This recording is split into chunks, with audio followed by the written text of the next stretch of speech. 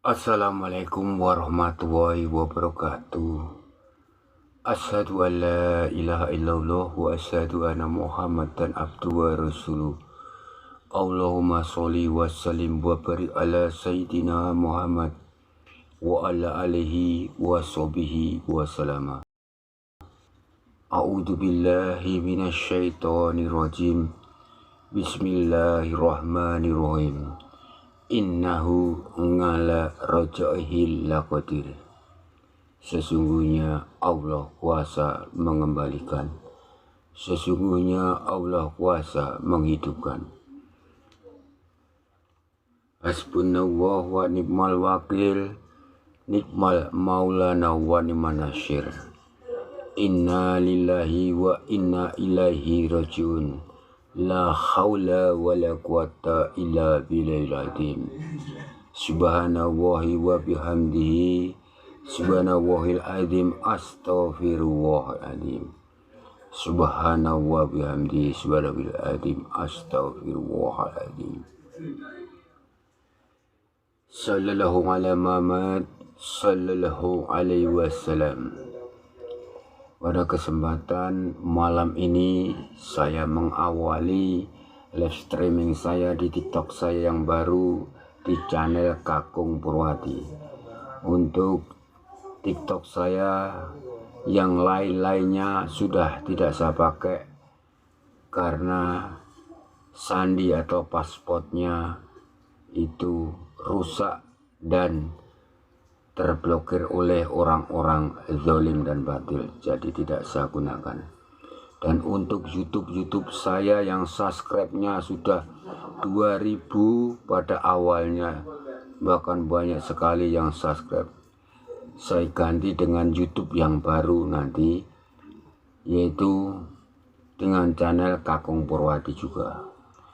Pada kesempatan ini saya mengambil yaitu judul Kodam Pendamping Hidup. Tapi sebelum melanjutkan judul itu, saya perkenalkan diri saya sendiri. Nama saya Kakung Purwadi, yang dulu sering musafir di pegunungan, bahkan di daerah kota-kota, bahkan sering diundang para pasien-pasien, bahkan keluar ke Kalimantan, Sumatera dan sebagainya untuk dijemput. Dan sebelumnya saya mohon maaf, bukan tok sombong takabur, tapi yang sombong takabur hanya watak sifat jin iblis menjelma ke dalam jiwa manusia. Saya hanya menjelaskan kejujuran saya. Dari dulu saya bertugas untuk menyembuhkan segala penyakit para medis non medis. Untuk itu, bahkan di YouTube saya, di TikTok saya, itu banyak sekali tentang perang dengan para dukun, para kiai, para ustadz yang melakukan kebatilan dan kezaliman.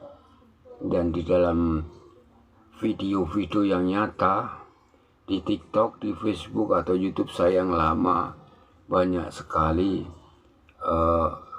dalam ibadah ikhlas lillahi ta'ala, dalam menolong sesama. Prinsip saya yaitu berpedoman kepada Bhinneka Tunggal Ika. Jadi saya menolong semua hamba Allah, semua umat Tuhan, semua agama, ras, suku, bangsa. Bahkan murid-murid saya biasanya orang-orang terburuk yang akhirnya menjadi murid saya.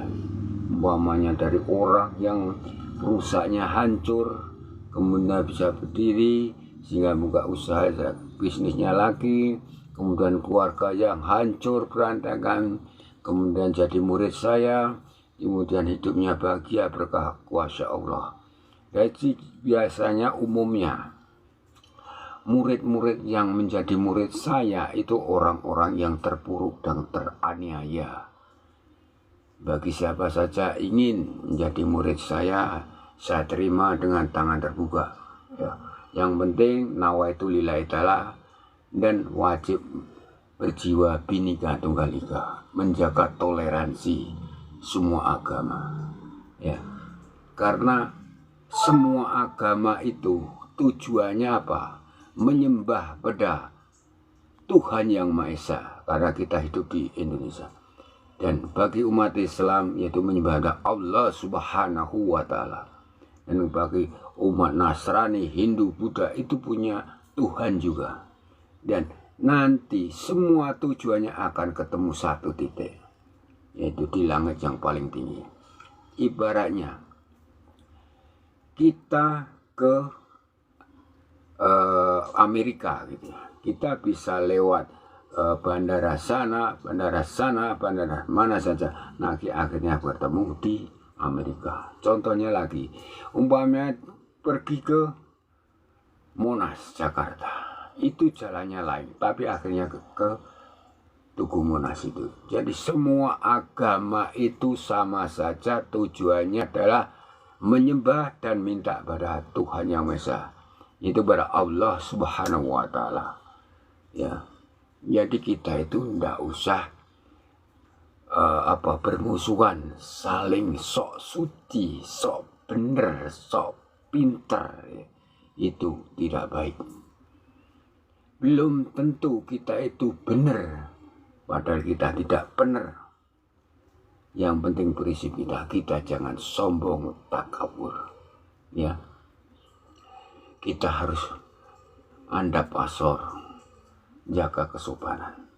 Karena setiap ucapan kita adalah akan membongkar semua rahasia watak sifat kita. Umpamanya seorang penipu berbahasa lembat lembut, akhirnya ketahuan dari karakter wajah, mata, dan gerak-geriknya. Psikologinya begitu. Jadi bagi siapa saja yang sudah manunggaling rasa, itu tidak mungkin dalam penyampaian itu ucapan dengan kata koar-koar, menggembu-gembu, mengucapkan yang kotor-kotor. Walaupun dia itu kehidupannya di lingkungan yang kotor, ibaratnya mutiara, inten atau emas dimasukkan ke kotoran atau TA1 atau tai atau dan sebagainya, atau kecomberan. Di situ bertahun-tahun emas inten itu di situ, mutiara di situ. Nanti kalau diambil tetap berubah, tidak berubah wujudnya. Seperti itulah manusia, wajibnya, seharusnya jadi seperti kita, seperti intan, seperti emas, seperti mutiara. Walaupun kita hidup di tengah lingkungan banyak orang-orang yang pendusta, yaitu penipu, kemudian apa saja perbuatannya, orang itu dilaknatullah, tapi kita sebagai emas atau mutiara, kita tidak akan berubah jika kita berprinsip yang kuat kepada keyakinan kita pada Tuhan Yang Maha Esa, yaitu Allah Subhanahu wa Ta'ala. Dan watak kita tidak akan sombong, takabur, tidak pernah menyakiti seseorang. Bahkan kalau kita semakin manunggaling rasa, kita melihat hewan yang tersakiti, kita akan menangis, batin kita langsung menolong. Jika kita melihat tumbuh-tumbuhan yang mulai layu, kekurangan air, kita akan merasa terenyuh. Itulah jiwa manunggaling rasa. Itu baru lihat hewan yang menderita, yang kesakitan, tumbuh-tumbuhan atau bunga atau tumbuhan apa saja yang kekeringan, hampir mati. Kita akan pasti secepatnya gimana usahanya. Seperti halnya itu baru melihat bukan manusia, apalagi kita melihat manusia fakir miskin, ya, anak yatim piatu. Kalau kita sudah manunggaling rasa dengan roh suci guru sejati di dalam jiwa kita, kita akan langsung bisa menolong pada seseorang itu. Jadi siapa saja yang koar-koar, berceramah, berkhotbah, saling mengadu pendapat, mengadu hadis dan lain-lainnya sampai pusing memikirkan itu karena tidak dikembalikan pada diri kita sendiri. Yaitu manusia itu tempatnya salah dan dosa. Ya, jadi kita harus berhati-hati dalam penyampaian setiap kata. Ya, itu harus dijaga. Dan kemudian harus berpedoman kepada dan melaksanakan nilai-nilai Pancasila. Kalau kita dalam kehidupan sehari-hari, bahkan anak istri kita sudah ditanamkan jiwa nilai Pancasila, pasti dia punya jiwa welas asih, toleransi. Dan kita harus selalu berpedoman kepada Undang-Undang Dasar 45. Kalau kita berpedoman tentang Undang-Undang Dasar 45, pasti kita takut melanggar peraturan pemerintah yang sah. Karena ibunya dari semua peraturan ada di Undang-Undang Dasar 45. Jadi itulah prinsip saya. Ya. Dan untuk ilmunya, itu saya sumbernya kitab suci Al-Quran, karena saya Islam. Dan sunnah dan hadis-hadis. Walaupun secara jujur saya tidak tahu tentang bahasa Arab. Saya bisa baca Al-Quran. Saya tahu terjemahannya, membaca dengan Al-Quran yang terjemahan. Ya. Dan saya bukan penghafal Al-Quran, penghafal surat-surat. Yang penting keyakinan saya, ainul hakul yakin dan jiwa saya, bahwa Allah Subhanahu wa Ta'ala tahu niat kebaikan seseorang. Ya, yang penting kita melaksanakan kewajiban kita dan menjauhi semua larangan-larangan. Ya, kewajiban kita ya sholat, ya puasa, ya baca Al-Quran, ya sedekah, ya.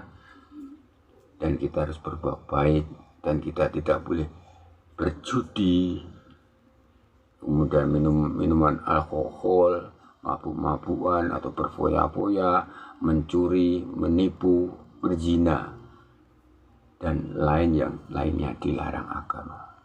Itu bagi Islam mungkin lebih banyak penjabarannya, dan non-muslim sumangga tetaplah bertakwa.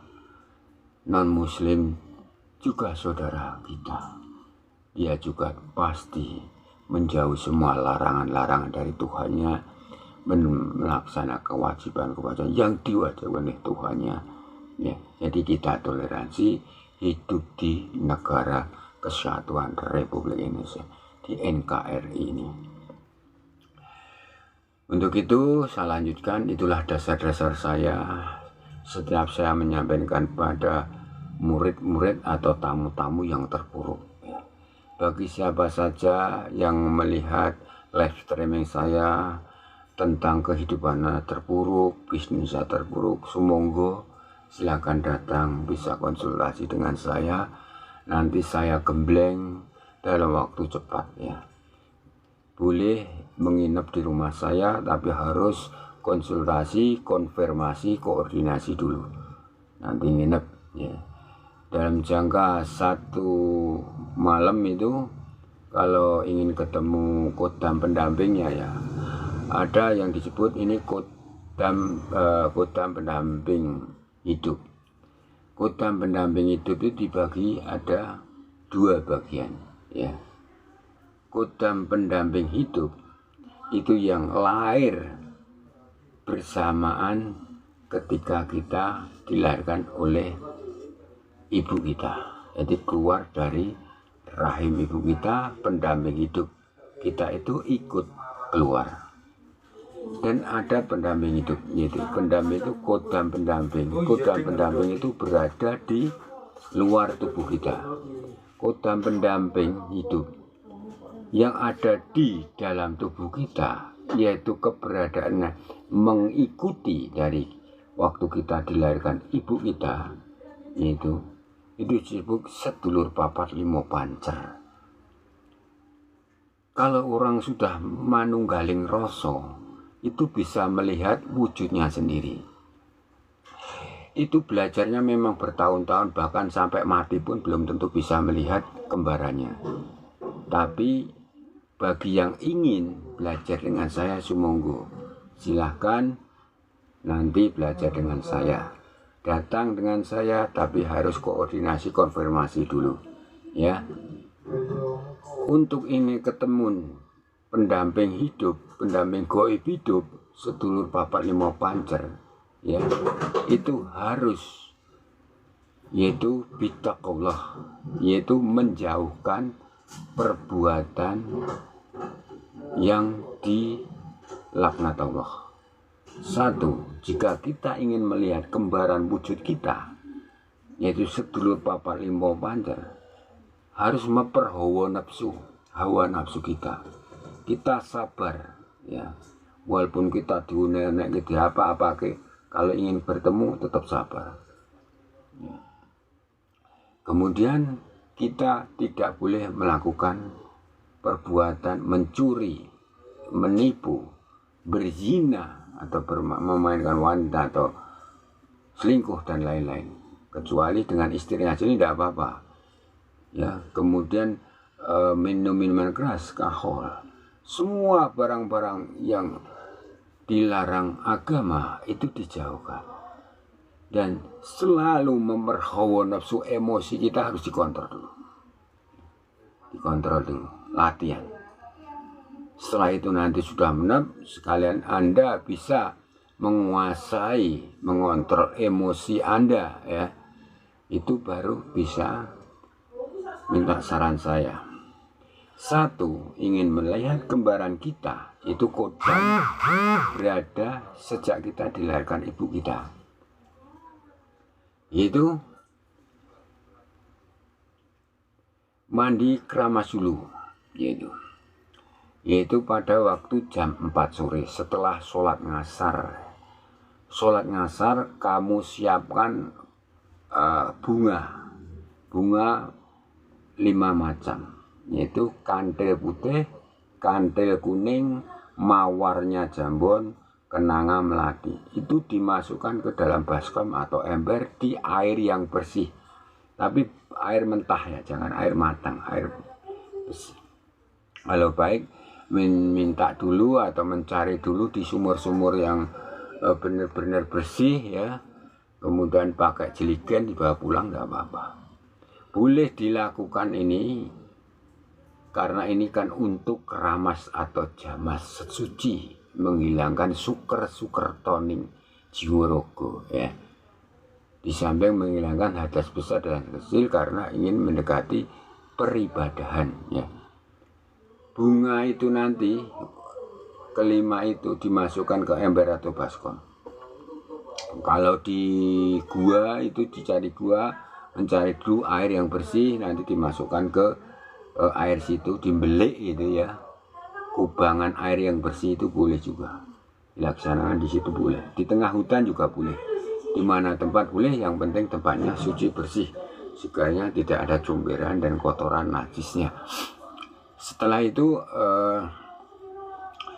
bunga kelima itu ambil dulu kandil putih atau kandil putih dulu dipretel gitu ya, pelupanya. Kemudian sari bunganya, bunga kandil kamu taruh di tempat. Kemudian pretelan yang kandil putih ini tadi kamu masukkan ke air tadi yang rencana untuk mandi jamas, mandi keramas. Kemudian kandil kuning juga dipreteli. Kemudian sari bunganya disatukan dengan sari bunga kandil putih. Kemudian mawar jambon dipreteli, kemudian diambil sari bunganya. Kemudian disatukan dengan dua tadi, sari bunga, kandil putih dan kuning. Kemudian melati diambil satu saja utuh, tidak usah dipretel. Kemudian kenanga ya. Kenanga dipretel, diambil sari bunganya. Tapi kalau bisa jangan beli, kalau beli itu ya kandil putih satu, kandil kuning satu, mawarnya agak banyak jumlahnya, melatinya juga banyak, kenangannya banyak. Yang penting kandil putih satu, kandil kuning satu. Setelah itu 5 pretelan dari sari bunga itu dipegang tangan kanan ya. Kemudian dibacakan doa untuk bertemu dengan kodam pendamping kita, yaitu Sedulur Bab Moco Pancer. Itu doanya, doa Jamas. Nanti bisa diulang, diputar lagi dari video ini ya. Nanti saya unggah lagi, karena ini live streaming. Nanti rekamannya nanti saya unggah lagi ya. Sampaikan bagi saudara-saudara kami yang belum menyaksikan live streaming saya ini. Nah, setelah dipegang ke 5 sari bunga tadi, kalau pretelannya tadi kelopak kan sudah ditaruh di air ya. Yang 5 dipegang, kemudian berdoa sesuai keyakinan masing-masing. Berdoa intinya boleh ikut ini untuk kejawen ya. Duh Gusti Allah kawula nyuwun pengayoman. Duh Gusti Allah kawula nyuwun pengayoman. Saya ulang. Niatin sun adus kramas ngedusi kakang kawak di hari-hari kiai among nyamong sing ana jero jiwa ragaku. Sedulurku siji loro trupa pelima urip nembadan pitung sukma sirep serding Allah Subhanahu wa taala. Tiap 3 kali ke sari-sari bunga yang dikumpulkan tadi 3 kali. Kemudian air yang di peredaran bunga itu tiap 3 kali. Ya, kemudian diulang lagi. Duh Gusti Allah kawula nyuwun pengayoman. Niatin sun adus kramas ngedusi kakang kawak adi hari-hari kiai among nyamong sing ana jero jiwa ragaku. Urip nembadan pitung sukma, tiap lagi 3 kali. Air 3 kali. Lagi lakukan seperti itu 3 kali ya. Setelah itu di sari bunga dimasukkan ke mulut, dikunyah, dilembutkan.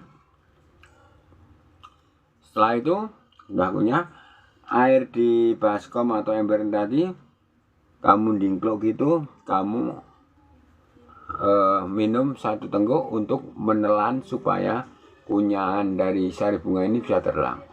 Look, nanti ambil lagi, klik, ambil lagi 3 kali biar bisa masuk. Setelah itu kamu baca doa ini ya. Duh Gusti Allah kawula nyuwun pengayoman.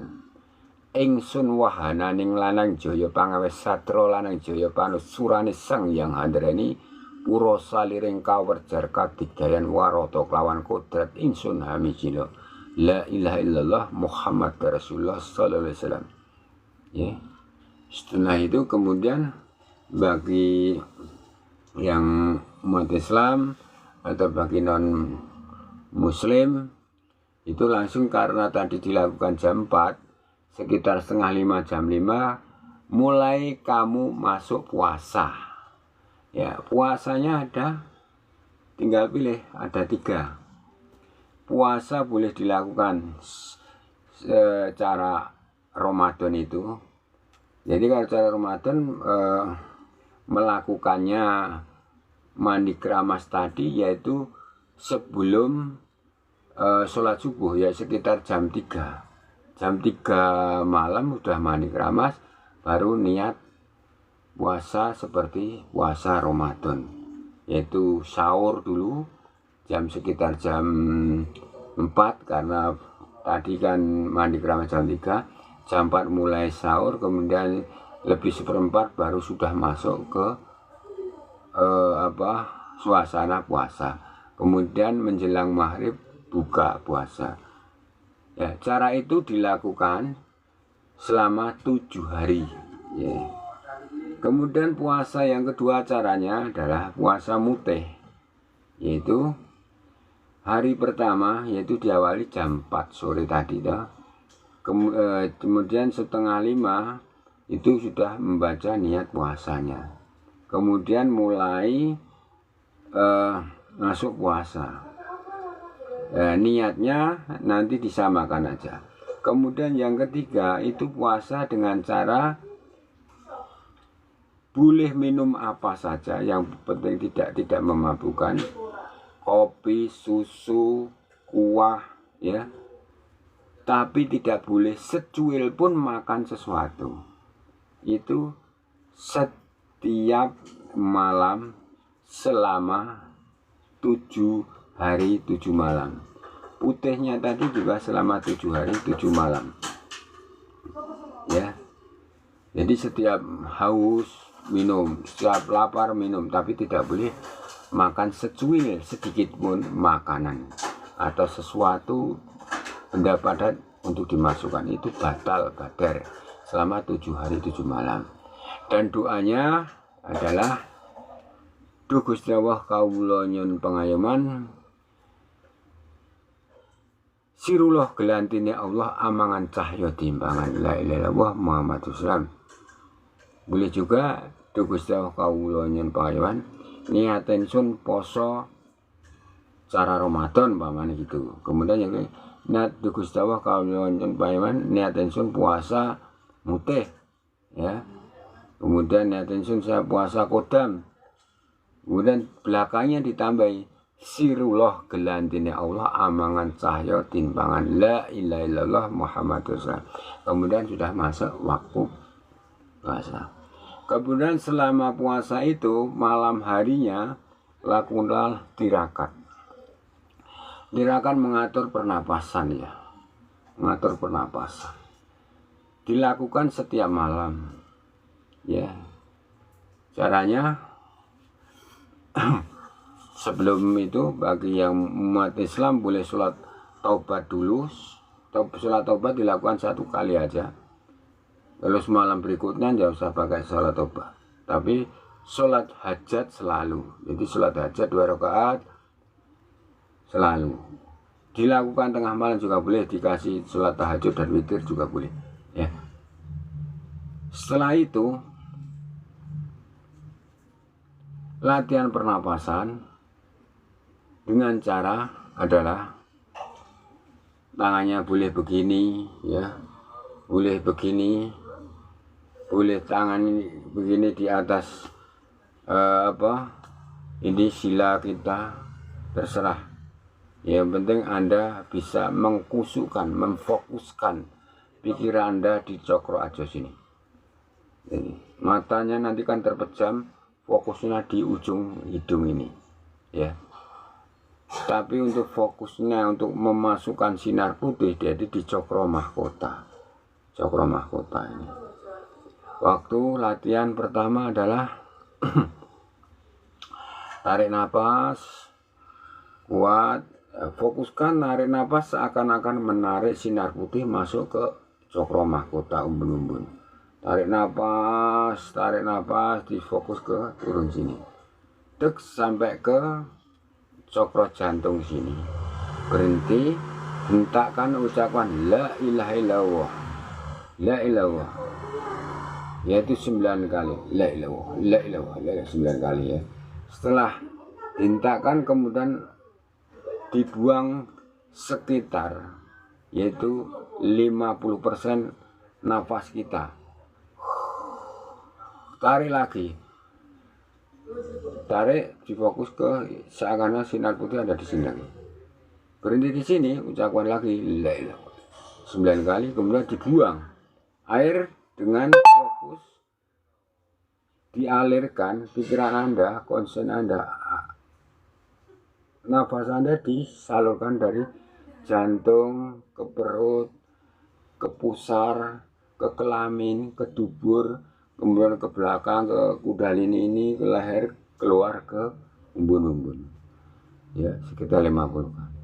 Kemudian diulang lagi, itu selama diulang 9 kali dalam penarikan.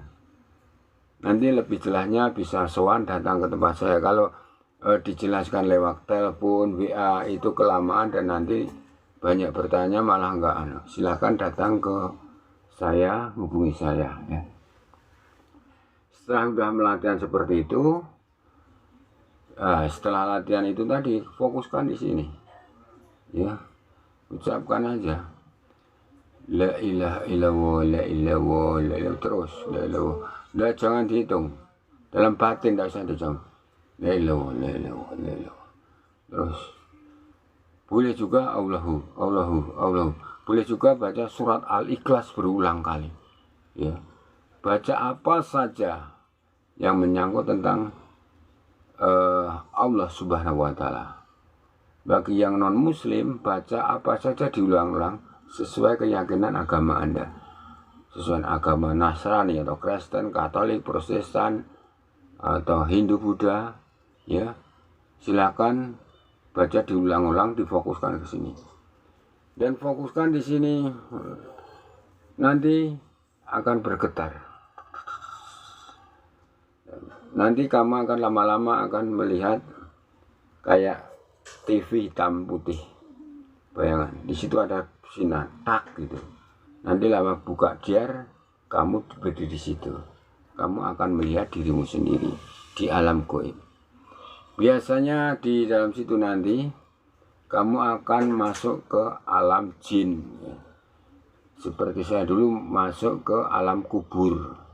Jadi tidak boleh takut ya caranya masuk ke alam kubur. Jadi orang-orang yang disiksa kelihatan semua. Kemudian alam itu orang-orang kerdil, ya. Kemudian alam kerajaan, ya. Jadi ada tingkatan alam gaib. Nanti bisa melihat di situ. Caranya itu. Nah, itu nanti saya bahas lebih panjang lagi bagi siapa saja yang suan datang ke tempat saya belajar. Kalau lewat live streaming ini kurang kurang pas karena tidak bisa digenrekan sepenuhnya. Yang akan datang seperti murid saya. Kalau untuk kodam pendamping di luar, ya, pendamping di luar itu hanya 1 jam 2 jam bisa dilakukan. Yaitu lakukan di waktu mustajabah. Waktu mustajabah itu apa tokong? Nah, waktu mustajabah itu adalah waktu saat Allah Subhanahu wa Ta'ala, waktu tepat Tuhanmu mengabulkan apa yang kamu hajatkan. Waktu mustajabah itu saat jam berapa kong? Nah, waktu mustajabah itu biasanya tajamnya yaitu sekitar jam 1 sampai jam 2 tengah malam, ya, itulah waktu mustajabah. Waktu itu sebelumnya siangnya kamu siapkan ini ketemu kodam pendamping, ya, di luar tubuh kita. Tapi kodam pendamping dari luar kita bisa menyatu dengan diri kita dan lain dengan sedulur Bapak Limo Pancer. Jadi kodam pendamping itu ada datang dari luar. Jadi banyak sekali orang-orang bertanya, kodam pendampingmu apa tokum? Kodam pendampingku apa? Kamu tanya dari paranormal, kiai, ustadz dan lain-lain yang tahu tentang ilmu gaib, ya. Itu kalau kamu sendiri belum tahu sendiri jangan percaya. Percayalah setelah kamu tahu sendiri dengan bukti apa yang kamu hadapi. Lah gimana kong? Nah gitu dah. Begini caranya. Hanya 2 jam aja, ndak usah nunggu 2 hari. Contohnya siangnya kamu kumpulkan alat-alat atau ubur rampe kalau orang Jawa. Sarana prasarananya. Yaitu cermin. Cermin itu 1/2 meter. 1/2 meter atau 1 meter tidak apa-apa. Yang penting cermin itu waktu kamu duduk bersila, dari bayanganmu kamu kepala sebelah tubuh separuh masuk dan sisa 1 kilan begini. Atas samping gini juga masuk. Jadi ini masuk di cermin.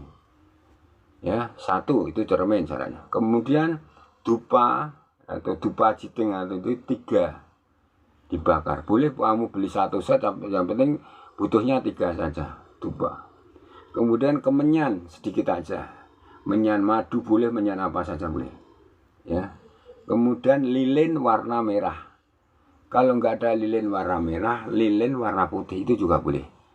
Tapi lebih cepat lilin warna merah, ya. Kemudian caranya waktu tengah malam, yaitu diambil jam waktu mustajabah tadi, sekitar jam 1 tengah malam. Kamu cari tempat yang sepi gelap, tidak boleh terang. Di dalam kamarmu juga boleh, tapi di suasana rumahmu yang sepi. Atau kamu pesan sama keluargamu boleh. Saya ingin tahu kodam pendampingku, Bu, Pak, Dik, Mas, dan sebagainya. Sana ingin tahu kodam pendampingku. Nah, apa toh tujuannya pengen ketemu kodam pendamping? Karena kodam pendamping itu bisa disuruh apa saja. Bagi siapa saja yang tidak tahu tentang itu, tidak tahu di mana saya sakit, di mana dari sini tidak bisa. Karena kodam pendamping itu adalah mengawal-awali, tahu semua, diajak apa saja bisa, menyembuhkan sakitnya sendiri bisa. Itulah kegunaan kodam pendamping. Kodam pendamping itu sumbernya nanti saya jelaskan. Ini saya jelaskan tentang cara melihatnya. Ini terbukti, tidak usah diulang-ulang, satu kali bisa. Kalau sudah bisa nanti lebih mudah gitu. Itu cermin kamu siapkan di tempat yang gelap. Boleh di gua, boleh di hutan, boleh di lapangan tapi sepi. Ya, boleh ditemani tapi temannya jarak jauh, jangan sampai dekat-dekat ya. Karena keadaan harus sunyi. Ya. Boleh ditemani tapi jarak jauh. Di dalam kamarnya harus gelap. Boleh enggak terlalu gelap tapi yang penting intinya gelap. Ya sunyi intinya. Nah, nanti setelah itu kamu bakar dupa Cina itu 3, ya kamu bakar 3, kamu tuncupkan di gelas atau tempat apa sudah berdiri, kemudian kemenyan itu kamu bakar di pecahan genting atau bata atau apa, dibakar kemenyannya sama dupanya, kemudian lilin warna merah dibakar. Nah, cermin itu ditaruh di depan dari peralatan yang dinyalakan itu tadi. Syaratnya supaya mempermudah, kamu kirim doa 9 kali kepada saya ya. Kirim doa 9 kali pada saya. Kalau untuk orang muslim, bacalah surat Al-Fatihah 9 kali. Contohnya Summa ila sukma. Kalau di alam gaib, gelar saya adalah Kiai Among. Bahkan bagi siapa kiai paranormal yang punya ilmu gaib, silahkan deteksi keadaan saya dari jarak jauh. Siapa sesungguhnya saya pasti tahu. Kalau di alam gaib, gelar saya Kiai Purwadi atau Ki Ageng Purwo ya. Kalau di alam dunia itu memang panggilan boleh Kakung Purwadi atau Mbah Gede Purwo biasanya gitu. Ya, kamu baca surah Al-Fatihah, pahala kamu berikan pada saya bagi umat Islam. Bagi non-Islam, agama Kristen, Hindu, Buddha, boleh Anda kirim doa yang baik 9 kali pada saya. Setelah 9 kali, kan ini tadi lilin dibakar, lilin merah, kemenyan, dupa 3, ya. Kemudian menghadap ke cermin. Tempatnya gelap. Fokus. Jadi cermin ini bisa melihat dirimu kamu karena cahaya dari dari lilin merah ini atau lilin putih. Kamu lihat terus dicokrok aja Anda, mata Anda tidak boleh kedip. Ucapkan setelah kirim doa 9 kali pada saya. Ya Purwadi atau Mbah Gede Purwo atau Ki Among atau Bapak Purwadi atau Kakung Purwadi ya. Kemudian kamu pandang di Cokroajo, di Pancar Indah 7 ini kan biasanya. Nah kamu pandang terus ucapkan, ya kodamku, keluarlah, ya kodamku, ya keluarlah, saya ingin bicara denganmu, ya kodamku, diulang-ulang terus. Apa saja mintamu, intinya kamu ingin melihat kodam pendampingmu. Ya kodamku, keluarga, ya kodam. Terus, itu nanti sekitar jam 1 malam sampai jam 2 atau jam 12 sampai jam. Saya jamin kamu langsung melihat kodam kembaranmu. Tapi ingat ya, kodam pendamping itu berasal dari 1, nenek moyangmu bisa. Kedua, bisa dari pusaka ya, dari isi pusaka itu menjadi kodam pendampingmu. Kedua, kodam pendamping bisa berasal dari yaitu tempat peribadatanmu, yaitu dari masjid atau dari wihara atau dari gereja atau dari pura ya, itu pendamping hidup bisa berasal dari situ ya. Kemudian pendamping juga bisa berasal dari kamu melakukan sesuatu gerakan niat memiliki kodam. Dan kodam pendamping yaitu macam-macam. Kodam pendamping yang ikut itu bisa kiai, bisa suhu, bisa pendeta ya. bisa macan, bisa pocongan, bisa kuntilanak, ya. Itu kuda pendamping. Nah itu nanti syaratnya tidak boleh takut. Di dalam cermin itu waktu kamu melihat dirimu sini tidak boleh kedip matanya. Kalau kedip capek lagi diulang. Itu nanti sekitar cermin ada pocongan, ada sembarang, tidak boleh takut. Ya, karena syaratnya harus itu. Karena Anda sudah baca doa kebaikan pada saya, nanti saya akan bantu Anda. Atau jika ingin Anda membuktikan apa benar kakung ini orang yang ngerti. Memang saya orang bodoh, tidak pintar, tapi saya ngerti ya. Bisa manggil saya, syaratnya tarik nafas, tahan nafas, ucapkan surat Al-Fatihah bagi Islam. Kemudian tarik nafas, nanti Anda bergetar, melihat aura saya datang, ya. Saya akan silaturahmi kepada Anda karena Anda panggil. Bagi itu Islam, bagi umat Islam. Bagi non Muslim, bagi bukan Islam, Nasrani, Hindu, Buddha, bisa baca doa yang baik-baik untuk memanggil saya dengan tarik nafas, tahan nafas. Nanti Anda merinding-merinding, itulah tanda kedatangan saya.